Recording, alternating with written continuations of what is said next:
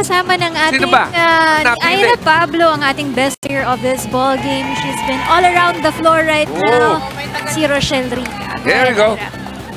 Kasama ko na ngayon ang ating best player of the game. Walang iba kundi si Kang Rica. Kang, first of all, congratulations for getting your first win para dito sa PhilHealth.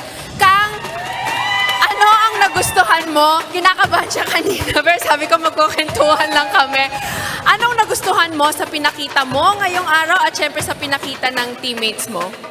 Ano po, yung teamwork namin, yung pinaka-nagustuhan ko. Kasi, mayroon na po kaming nasalihan na previous games, tas kami-kami lang din. Kaya yon, sobrang solid ng teamwork namin.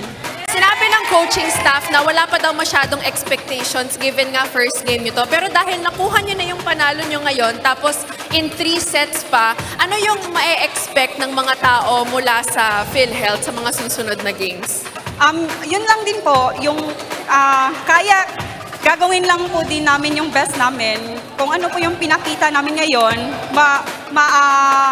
we will improve and then gagawin pa po namin na mas better yung performance namin.